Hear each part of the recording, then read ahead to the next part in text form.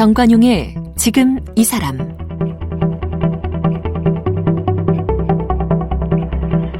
여러분 안녕하십니까? 정관용입니다.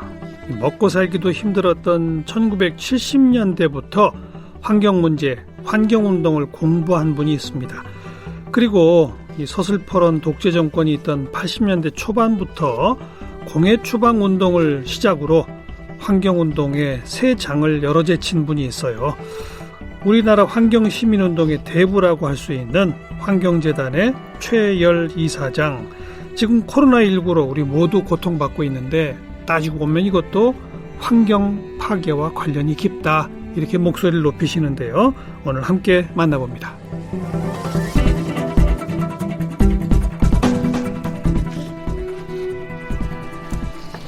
네, 환경재단의 최열 이사장 어서 오십시오. 네, 안녕하세요. 네.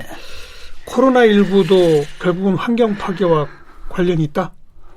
뭐 제가 얘기하지 않아도 이제 대부분의 사람들이 또 그렇게 얘기하더라고요. 좀 설명을 해 주세요. 네. 어떻게 연결이 되는 거죠? 저는 우리 인간도 자연의 일부잖아요. 물론이죠. 근데 이제 우리 인간이 자연의 일부라 그러면은 생태계의 일부여야 되는데 이제 우리 인간이 중심이 됐기 때문에 이제 환경이라는 단어를 만든 게예요. 그러니까 사람을 에워싼 모든 거는 다 환경이다.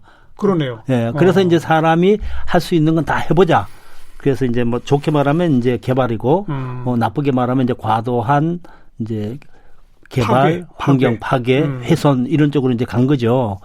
그러니까 사람들은 더 빠르게, 더 편하게, 더 쉽게 이제 이런 쪽으로 가다 보니까 더 환경에 훼손이 되고 또 훼손이 다른 자연의 영역, 예를 들어서 야생 동물이 사는 영역의 생태계도 파괴하고, 그러면 이제 야생 영역에 뭐 예를 들어서 동물이든지 뭐 박쥐라든지 이제 거기에 살고 있는 바이러스가 결국은 이제 우리 인간의 영역으로 이제 들어온 거죠. 들어와서 인간이 동물의 영역 속을 자꾸 침범해 들어가다 보니 그러더니 동물들한테 있던 바이러스가 인간한테까지 온 거다. 온 거죠. 근데 이제 그게 지금은 이제 사람들이 이번에 이제 굉장히 큰 고통을 당하면서 알았지만은 그전에는 이제 그런 생각까지 없었어요.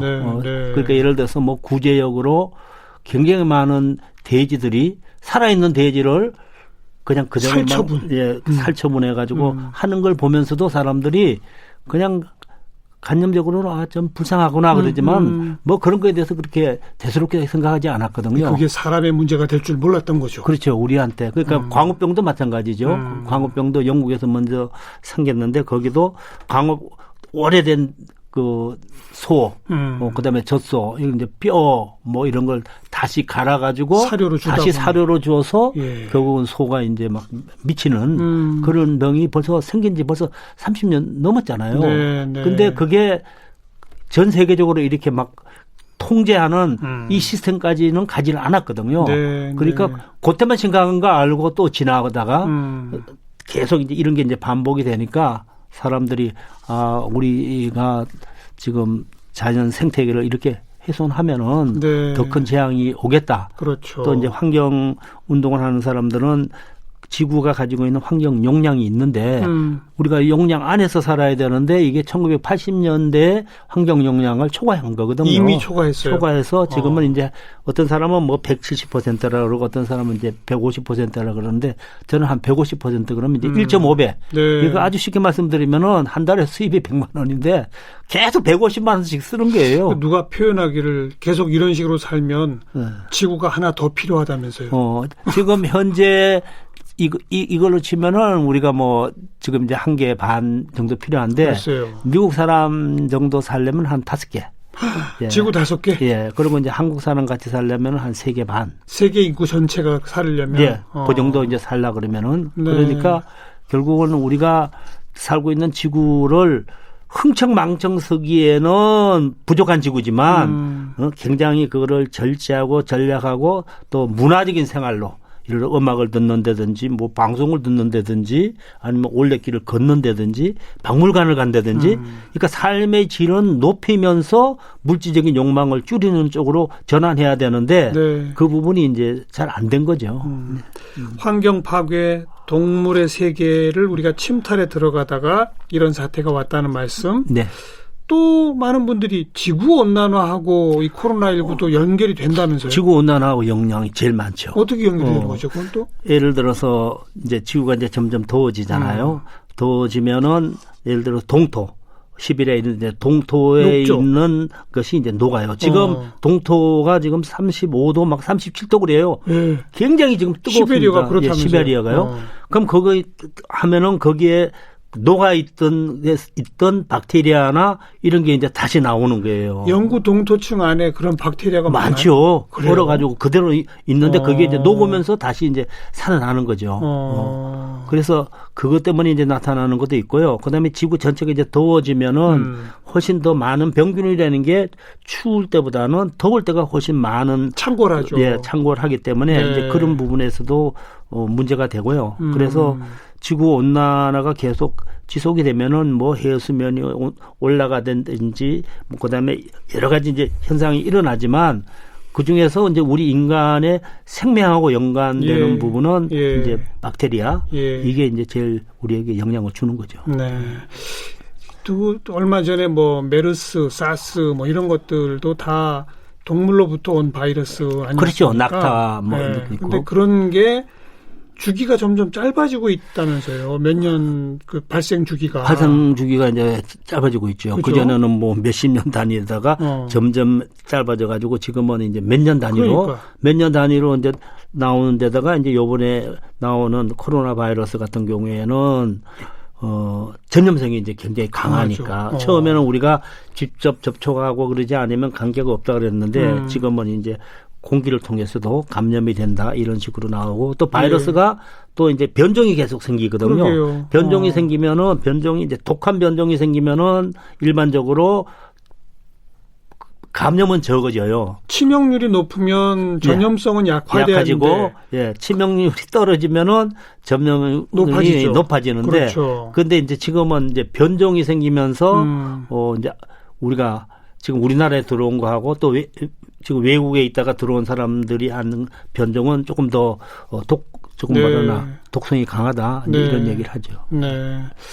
그러니까 이 주기가 점점 짧아지다 보면 지금 이 코로나도 어차피 백신이 나와야만 그나마 좀 해결된다는 얘기가 나오잖아요. 네네. 애써서 우리가 백신을 만들었다고 쳐요. 네. 그래서 코로나는 이제 우리가 잠재웠어요. 그럼 내년에 또 새로운 게 올 수도 있잖아요. 그렇죠.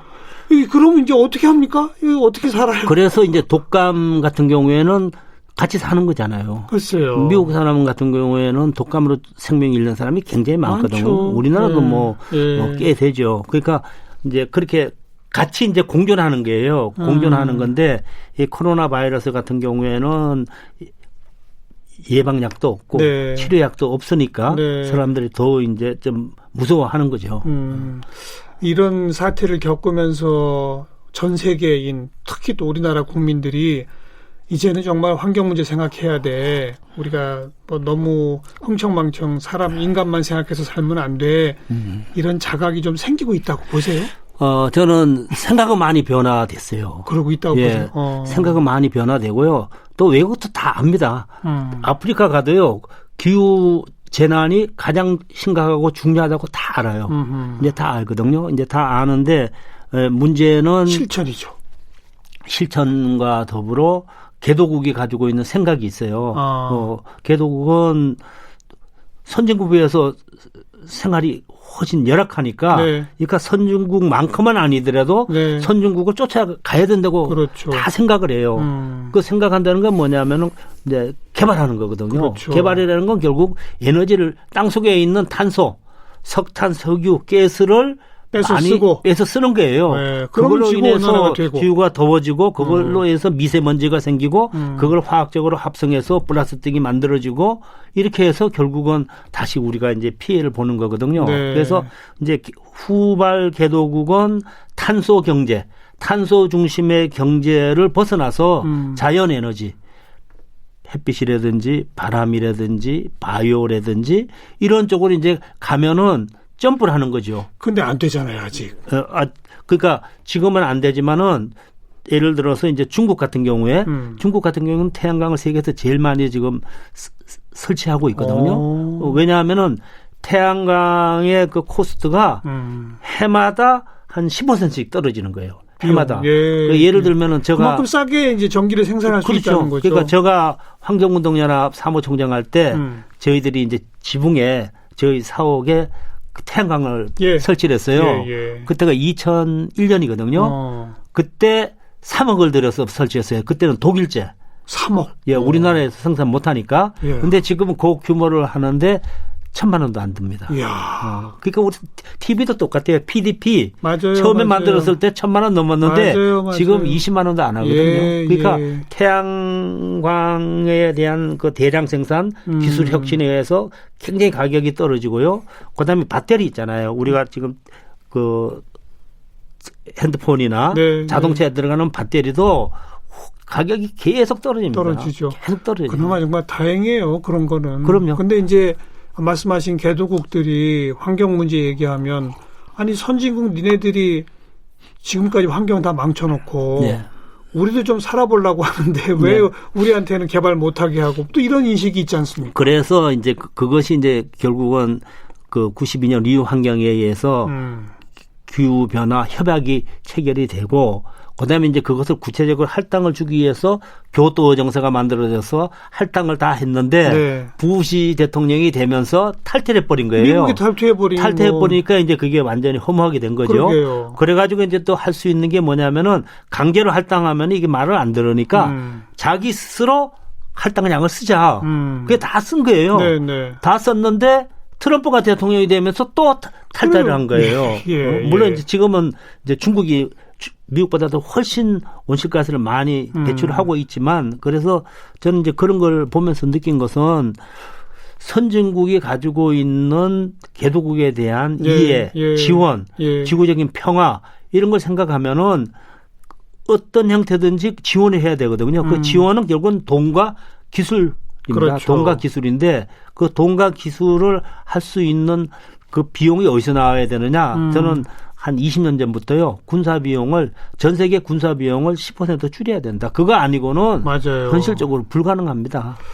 그런데 그게 군산복합체들의 그 강력한 저항 때문에 그게 되겠어요. 그래서 전 세계의 가장 강력한 기득권층이 그들 아닙니까? 군산복합체죠. 그러니까요. 그런데 그게 이제 기후 재난으로 훨씬 더 큰 재난이 오면은 그 사람들도 변화하지 않을 수가 없거든요. 예를 들어서 지금 현재 기후 온난화가 계속 지속이 되면은 이제 영국이 세계에서 기후 변화 문제에 대해서 제일 적극적인 나라입니다. 그래서 각 대사관마다 기후 변화 담당관이 다 나가 있어요. 왜냐하면 영국은 앞으로 이대로 50년이 가면요 완전히 시베리아 기후로 바뀝니다. 그렇습니까? 예, 그게 미 국방성 기밀 문서에서 그게 이제 나왔어요. 아니 지구 온난화인데 영국은 멕시코 말고 그 바다의 온난화 그 물길이요 바뀌어요. 지금은 해류 때문에 영국이 추워진다고요? 추워져. 그래요? 예. 지금은 해류 때문에 따뜻한 거거든요. 멕시코 난류가 그쪽으로 지나가는 거 아니에요. 그래서 위도가 굉장히 높아도 맞아요. 우리보다 위도가 훨씬 높죠. 그런데 따뜻한 게 해류 때문에. 근데 그게 바뀌면 시베리아가 돼버린다. 되는 거죠. 그래서 이제 그거를 미 국방성에서 한 10년 전에 그거를 했는데 그게 이제 유출이 된 거죠. 그래서 이제 영국은 전 세계에 어떻든 자기 나라만 해서는 안 되니까 그래서 영국이 어떻게 보면 산업혁명을 제일 먼저 일으키고 석탄을 가장 많이 쓴 나라인데 영국은 2024년에 석탄을 하나도 안 쓰는 나라로 바뀝니다. 앞으로 4년 후에는 석탄 없는 이제 시스템으로 가는 거예요. 그러니까 그거는 그만큼 자기네들이 심각한 건 이제 아는 거죠. 그러니까 앞장서 하고 있고 영국 혼자 뛴다고 안 되니까 전 세계를 대상으로 전 세계 우리나라에도 영국 그 대사관에 기후 변화 담당관이 아마 저 생각에는 몇 명 있습니다.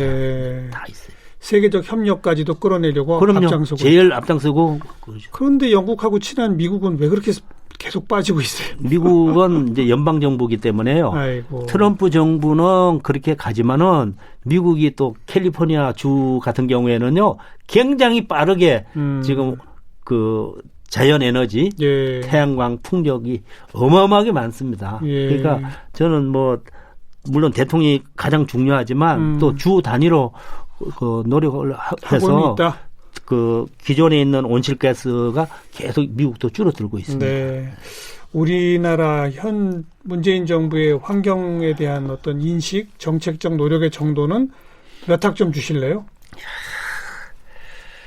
국민이 기대하는 걸로 비하면 일단 낙제 점수죠. 낙제예요. 네, 왜냐하면은 우리나라 이제 사람들이 옛날하고 지금하고 비교하지 않아요. 그렇죠. 예를 들어서 우리가 80년대는 지금보다 공기가 훨씬 나빴고요. 그렇죠. 뭐 저기 뭐야 하천도 안양천, 중량천 이게 완전히 썩었었거든요. 그렇죠. 금호강. 예. 근데 지금은 이제 국민소득이 3만 달러가 넘으니까 예. 옛날하고 비교하는 것이 아니라 다른 나라 선진국하고 비교해서 맞아요. 생각을 하거든요. 그래서 이제 미세먼지 같은 경우에는 2년 전에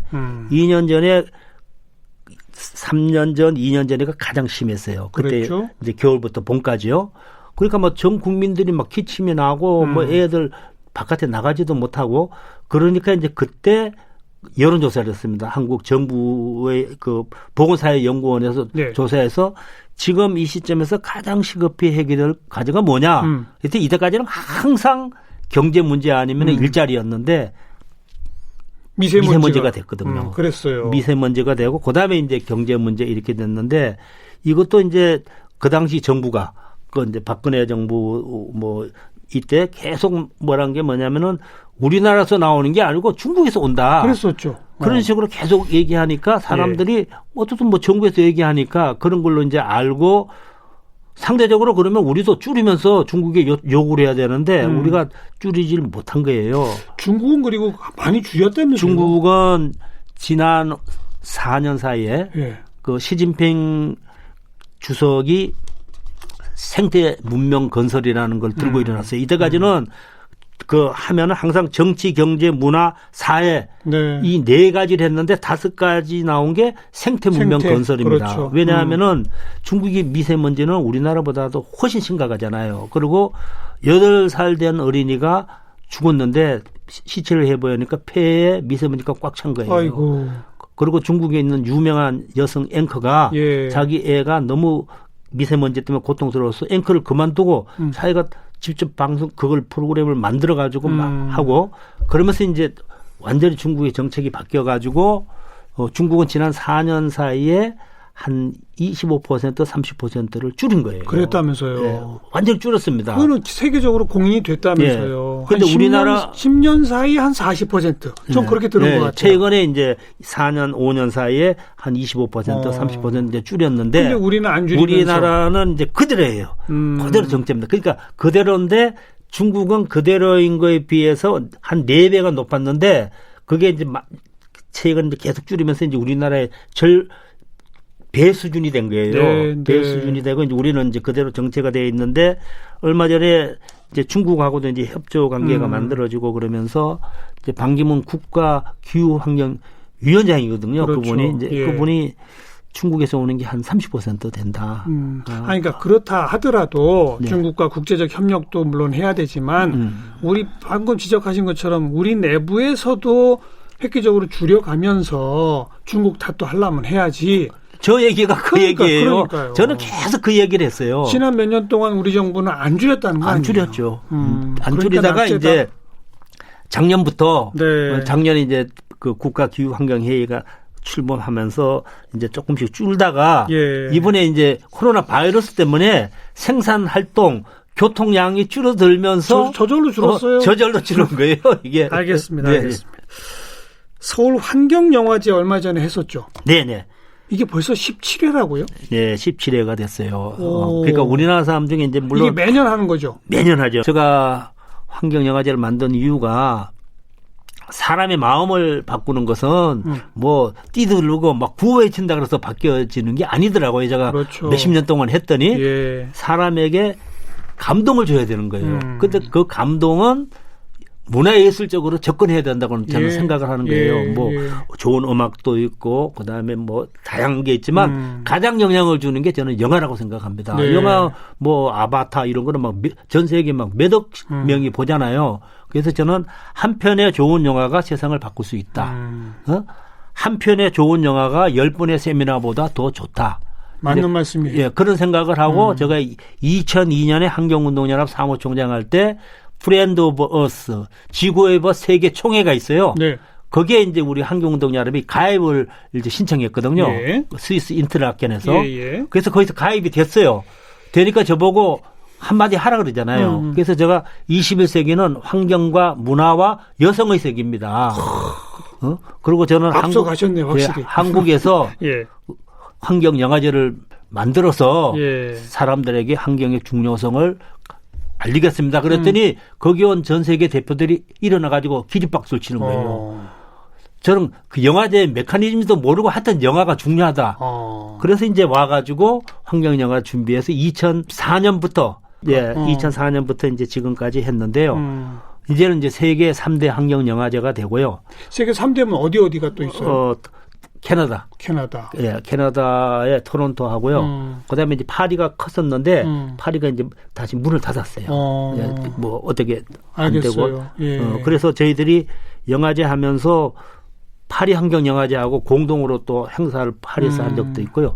또 워싱턴 환경 영화제. 근데 환경 문제를 다룬 영화가 그렇게 많아요? 매년 2004년에는 영화제에 출품된 영화가 이게 도대체 환경 영화인가 아닌가 이런 게 많았어요. 근데 이게 시간이 가면 갈수록 영화제 출품이 많아져 가지고요. 금년에는 170개국에 3,300편의 영화가 들어왔어요. 그래서 그 영화를 고르는데 눈알이 빠집니다. 아이고 말도 안 된다. 170개 나라면 거의 모든 나라고. 그럼요. 지금 전세가 3,300편? 3,309편인가 들어왔는데 다 환경 관련 영화네. 그럼요. 진짜요? 예. 그래서 이제 그거를 미리 이제 봐야 되잖아요. 왜냐하면 심사위원이 다 볼 수가 없으니까 그러니까 미리 보는데 눈알이 빠져요. 당연하죠. 그렇게 해서 그래서 몇 편 정도? 이번에 57편을 골랐어요. 야, 3,300 중에서 57을 고르시. 네, 근데 그 영화는 다 좋아요. 우리가 환경 그러면요, 사람들이 채널을 그냥 팍 돌리든지요. 환경 그러면 그냥 아유 재미없어 그러는데 완전히 다릅니다. 그걸 보면은 야, 우리 생활에 이렇게 환경에 영향을 미치는구나. 네. 이제 그런. 우리나라 영화도 많이 있었어요? 우리나라 영화도 좀 있습니다. 많이는 없고요. 왜냐하면 우리나라에서 하니까 또 우리나라 영화가 일정 부분 있어야 되잖아요. 당연하죠. 예. 근데 우리나라에도 그러니까 환경을 다룬 영화들이 꽤 제작이 되냐고요? 네, 있습니다. 그래요? 네. 그동안에 가장 대표적인 한국 환경을 다룬 우리나라 영화라면 뭐가 있을까요? 우리가 이제 워싱턴 환경영화제에 나온 게 뭐냐면은 그 이명박 정부 때 그 서울 이제 난개발하는 거. 네. 난개발을 이제 반대하는 이제 지역 주민운동 이런 걸 이제 그때 가져갔었거든요. 그건 다큐멘터리 영화였어요? 다큐죠.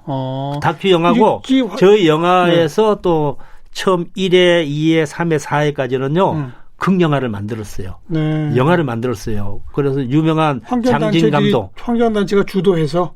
저가 제작자죠. 아, 그랬어요? 예. 우리가 이제 돈을 모아가지고 네. 이제 장진 감독 해가지고 뭐 했는데 그때 영화를 좀 재밌게 만들려고요. 카메오를 출연시켰어요. 그때 카메오로 출연한 사람이 박원순, 오세훈, 강지원, 최열 이제 4명이 나왔습니다. 그렇게 환경 관련된 다큐 극영화가 전 세계적으로 많이 나오는군요. 많이 나와요. 그리고 이야. 특히 이제 유럽. 그렇죠. 유럽 영화는 유럽이 진짜, 앞서가니까 우리보다 진짜 좋아요. 네. 미국 영화도 많고요. 근데 금년에는 코로나 때문에 영화제 어떻게 관객들이 좀 왔어요? 어땠어요? 그래서 이제 저희들이 코로나 때문에 우선은 이거를 많은 사람이 보여주는 데는 어떻든 TV를 통해서 보여주는 게 제일 좋잖아요. 그래서 TV를 통해서 3편이 방영이 됐고요. 아주 좋은 영화요. 그리고 또 그 2편의 영화를 보여주고 그걸 가지고 이제 대화하는 그 프로그램은 뭐 무슨 프로그램이 있어요. 네. 그런 방식으로 모든 시민들한테 그냥 서비스를 한 거고. 하고 그다음에 디지털. 유튜브나 디지털로 해가지고 이제 영화를 다 상영을 했고요. 아. 그래서 예약을 받았는데 예약은 거의 대부분 다 매진이 됐어요. 그리고 또 극장에서 보는 거. 근데 극장에 올 때는 뭐 거리두기 좀 하고 이렇게. 그렇죠. 예. 그리고 이제 극장은 아주 그 프리미엄 있어요. 네, 큰 거, 네. 비행기 1등석 같은데 예, 예. 거기서 할 때는 뭐 자동으로 거리가 이렇게 그렇죠. 돼서 해서 굉장히 좋았습니다. 네. 성공적으로 됐군요, 그래도. 예, 성공적으로. 또 어찌 보면 예. 코로나 때문에 과거에는 극장 상영이 중심이었다면 예. 말씀하신 것처럼 TV로나 유튜브나 예. 더 많은 사람이 봤을 수도 있겠어요. 그리고 이제 저희들이 이때까지 이제 영화제를 하면서 모아놓은 영화가 이제 400편이 돼요. 400편은 언제든지 쓸 수가 있거든요. 아카이브가 딱 구축돼 예, 아카이브가 있군요. 이제 그 필름 도서관이죠. 네. 그래서 이제 그거를 많이 빌려 옵니다. 그냥 지자체에서도 오고 학교에서도 오고 기업도 오고 네. 뭐 또 뭐 소모임도 오고 다 공짜죠? 공짜는 아니고요. 아, 그래요? 일부. 왜냐하면은 그게 판권이 있어요. 그 영화 만든 사람에게 맞아. 일정 부분 줘야 되죠. 줘야 되거든요. 그래서 이제 옛날 같이 뭐 비디오 하나 사가지고 그냥 하는 게 아니고. 알겠습니다. 네, 그렇게 돼 있습니다. 저작권이라는 게 있죠. 예, 저작권. 우리 최열 이사장님이 생각하실 때 최고의 환경 영화는 뭐예요? 기억에 남는. 우리 그 일반 대중이 다 알만한 영화 중에. 그런 건 이제 영화로 나온 거는 뭐 그날 이후라든지. 그날 이후. 뭐 아주 진짜 상업 영화죠. 뭐 몇천만 명이 본. 그거는 이제 기후 변화로 인해서 지구가 막 기후 변화 그러면요 사람들이 지구 전체가 다 똑같이 더워지는 걸 생각하는데 어떤 데는 더워지고 되죠. 어떤 데는 또 동토가 되는 맞아요, 이런 맞아요. 게 있거든요. 투마로우라는 영화. 투모로우도 있었고. 그런 영화도 예, 있었어요. 그것도 저희들이 시사회는 저희들이 했습니다. 투모로우, 그날 이후 뭐 이런 환경과 관계되는 게 있었고요. 그 다음에 최근에 이제 다크 워터스, 두폰. 세계에서 제일 큰 화학회사잖아요. 네, 네. 거기 이제 코팅하는 거 있잖아요. 우리가 프라이팬 코팅하는 예, 거. 예. 그게 다 독성 물질이거든요. 그래가지고 그걸 이제 재판을 해가지고 이기는 과정을 영화로 만들었는데. 다크 워터. 예, 다크 워터. 그것도 아주 볼만합니다. 알겠어요. 예. 오늘 제가 시작하면서 먹고 살기도 힘든 70년대부터 환경 문제, 환경운동 공부하신 분이 있다 이렇게 시작했거든요. 예, 예.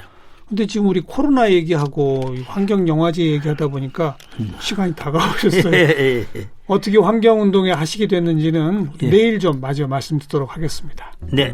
환경재단 최열 이사장 함께 만났습니다.